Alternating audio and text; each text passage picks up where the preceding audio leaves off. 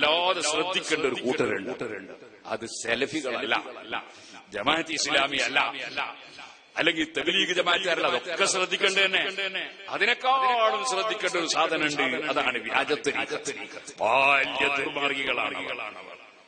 അവരെ ദുർമാർഗം എന്താണ്?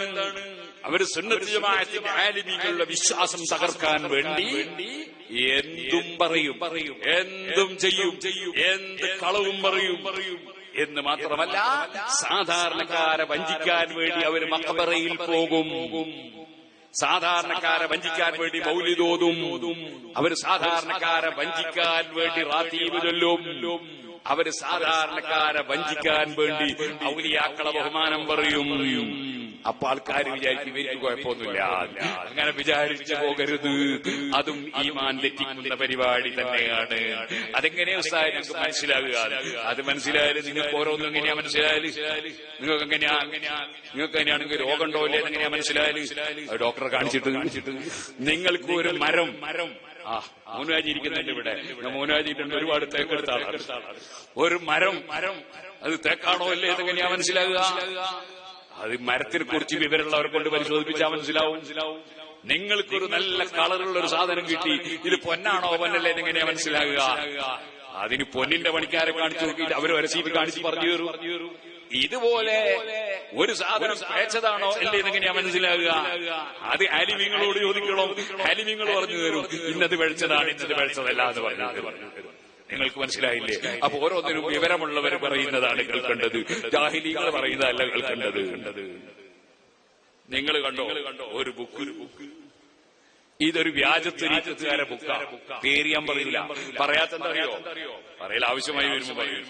പറയാത്ത അത് പറഞ്ഞാൽ ഓരോരുത്തർ അതിങ്ങനെ അതെവിടെയാ കിട്ടുക നോക്കിയാൽ എന്നിട്ട് വേണ്ടാത്ത വായിക്കും. പിന്നെ നിങ്ങൾ എന്തിനാ ഉസ്താദേ വായിച്ചത്? ഞാൻ ഡോക്ടറാ, എനിക്ക് ചിലപ്പോ മലവും പരിശോധിക്കേണ്ടി വരും, മൂത്രവും പരിശോധിക്കേണ്ടി വരും, ചലവും പരിശോധിക്കേണ്ടി വരും, എന്നിട്ട് മരുന്നും കൊടുക്കേണ്ടി വരും. നിങ്ങളെന്തിന് മലം പരിശോധിക്കാൻ പോകണം? നിങ്ങളെന്തിന് മൂത്രം പരിശോധിക്കാൻ പോകണം? എനിക്ക് മരുന്ന് കൊടുക്കണം. അപ്പൊ എനിക്ക് അതൊക്കെ പരിശോധിക്കേണ്ടി വരും. അതുകൊണ്ട് അതൊന്നും നിങ്ങൾ തിരയണ്ട. അതുകൊണ്ടാണ് ഞാൻ പറയാത്തത്. തെരഞ്ഞിട്ട് വിട്ടുപോണ്ട, നിങ്ങളെ കൈമിൽ നേസാക്കണ്ട.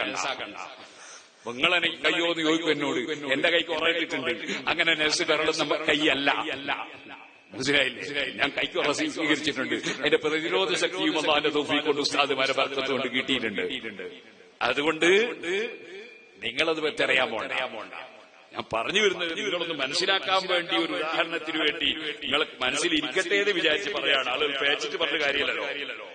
സുബ്ഹാനല്ലാഹ്.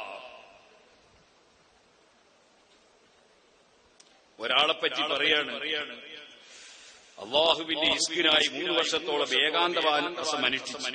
അള്ളാഹുവിനെ നേടുന്നതിനായി അദ്ദേഹം ദുനിയാവ് ഉപേക്ഷിച്ചു. പിന്നീട് അള്ളാഹുവിന്റെ നിർദ്ദേശപ്രകാരം തന്നെ ദുനിയാവിലേക്ക് മടങ്ങി വന്നു. പിന്നെ അയാൾ എന്താ ചെയ്ത്? എല്ലാ മതങ്ങളിലെയും ജനങ്ങൾ മസ്ജിദുകളിലേക്കും ഹിന്ദു ക്ഷേത്രത്തിലേക്കും സിഖ് ക്ഷേത്രങ്ങളിലേക്കും ചർച്ചുകളിലേക്കും ആത്മീയ പ്രഭാഷണങ്ങൾക്കായി മഹാനവറുകളെ ക്ഷണിക്കുകയും അദ്ദേഹത്തിൽ ദിക്റെ ഖൽബ് കരസ്ഥമാക്കുകയും ചെയ്യും. ഇങ്ങനെയുള്ള ഒരാൾ അയാൾ വിശ്വാസം പഠിപ്പിക്കുന്നത് എന്താണ്?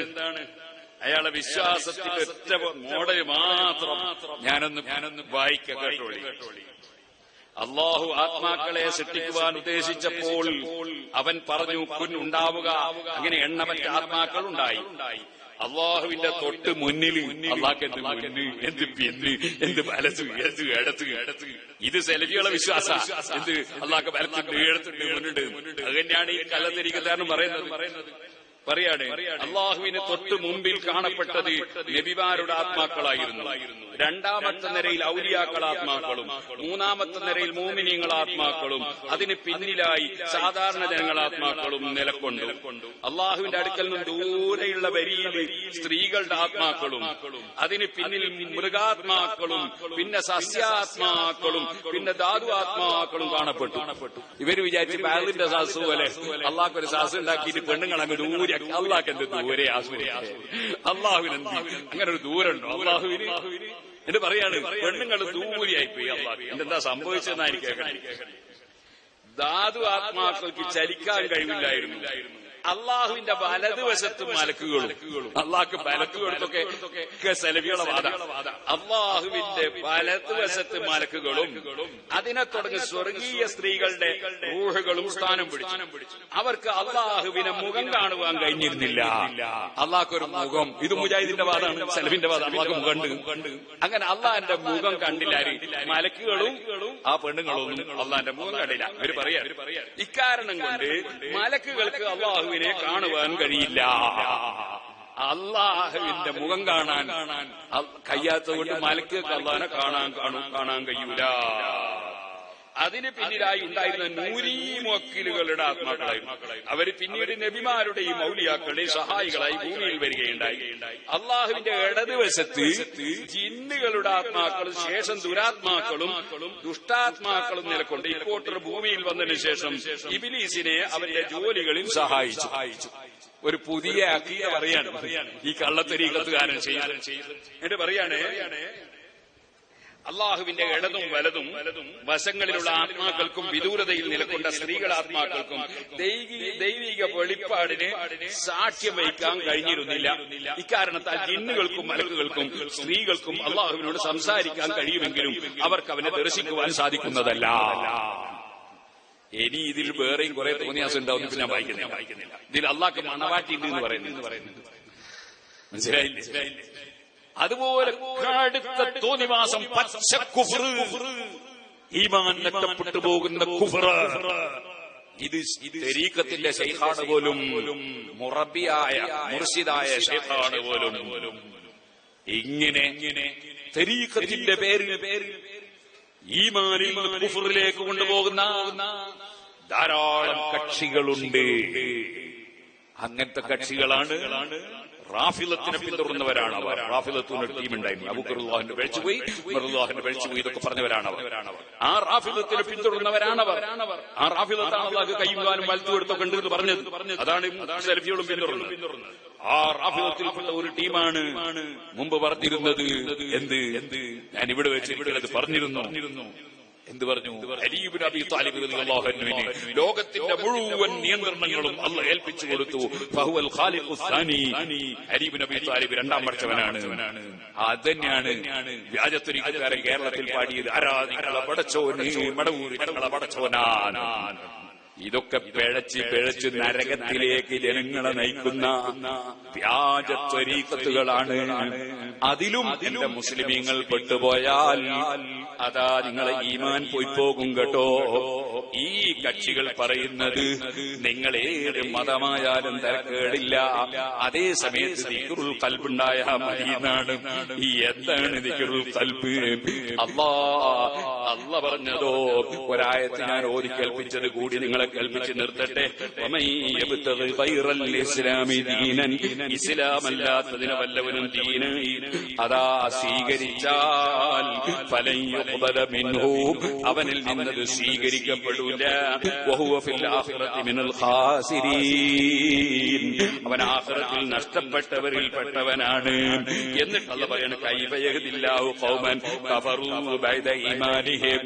നേരത്തെ ഈമാൻ ഉണ്ടായിട്ട് പിന്നെ അതും രാജിവെച്ചിട്ട് അതാ കുഫറിലേക്ക് പോയ ജനങ്ങളെ അല്ലാഹ് സന്മാർഗത്തിലാക്കലെങ്ങനെ? സുന്നത്ത് ജമാഅത്തും വിട്ടിട്ട് വ്യാജത്വരീഖത്തിലേക്ക് പോയവൻ, സലഫിയിലേക്ക് പോയവൻ, ജമാഅത്തിലേക്ക് പോയവൻ, പടച്ചറബേ വിവരമില്ലാതെ പെട്ടുപോയവർക്ക് ഹിദായത്തിന്റെ വെളിച്ചം കൊടുത്ത് നന്നാക്കണേ അല്ലാഹ്. അതിലേക്ക് പോയവനെ കുറിച്ചടക്കം അല്ലാഹ് പറയാണ് കഫറൂ ബഅദ ഈമാനിഹിം. ഈമാൻ കിട്ടിയിട്ട് അത് ഒഴിവാക്കിയിട്ട് അവിശ്വാസത്തിലേക്ക് പോയ ജനങ്ങളെ അല്ലാഹ് സന്മാർഗത്തിലാക്കലെങ്ങനെ?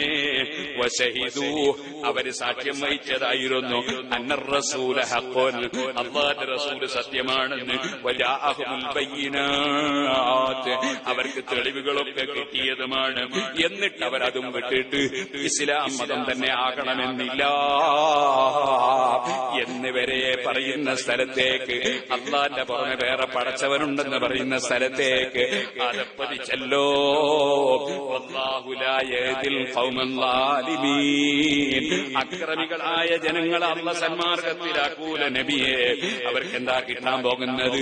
അല്ലാഹ് പറയാണ് ഉലൈക ജസാഉ ജസാഉഹും അവരുടെ പ്രതിഫലം അന്നലിയും ലാനത്തുല്ലാഹ് അവർക്ക് അല്ലാഹുവിന്റെ ലാനത്തുണ്ട് നബിയേ വൽ മലായിക അല്ലാഹുവിന്റെ മലക്കുകളെ ലാനത്തുണ്ട് നബിയേ വന്നാസി അജ്മഈൻ എല്ലാ നല്ല മനുഷ്യരുടെയും ലാനത്തുണ്ട് നബിയേ. ഇത് തന്നെയല്ലേ നബി തങ്ങൾ പറഞ്ഞത്, മൻ അഹദസ വല്ലവനും പുത്തനാശയക്കാരനായാൽ സുന്നത്ത് ജമാഅത്ത് വിട്ടുപോയാൽ ഔ ആവാ മുഹദിസൻ അല്ലെങ്കിൽ പുത്തനാശയക്കാരനെ ചേർത്ത് പിടിച്ചാൽ അവന് വേണ്ട ഒത്താശ മുഴുവനും ചെയ്തു കൊടുത്താൽ ഫഅലൈഹി ലഅനത്തുല്ലാഹ് അവൻ അല്ലാഹുവിന്റെ ലഅനത്തുണ്ട് വൽ മലായിക മലക്കുകളുടെ ലഅനത്തുണ്ട് വന്നാസി അജ്മഈൻ എല്ലാ നല്ല മനുഷ്യരുടെയും ലഅനത്തുണ്ട്. ലാ യഖ്ബലുല്ലാഹു മിൻഹു സർഫൻ വലാ അദിലാ അവന്റെ ഒരു ഫർളും സുന്നത്തും അല്ലാഹ് ഖബൂൽ ചെയ്യൂല. അതുകൊണ്ട് ശരിയായ സന്മാർഗം സുന്നത്ത് ജമാഅത്താണ്. നമ്മളെ ഇമാമിങ്ങൾ പഠിപ്പിച്ചതാണ്, സ്വഹാബത്ത് പഠിപ്പിച്ചതാണ്. അതാണ് ഖുർആനും ഹദീസും പഠിപ്പിച്ച വഴി. അതിൽ മുറുകെ പിടിച്ച് ജീവിച്ച് ഈമാനോടെ മരിക്കണമെന്ന് എന്നോടും നിങ്ങളോടും വസിയ്യത്ത് ചെയ്ത് ഞാൻ എന്റെ വാക്കുകൾ നിർത്തട്ടെ.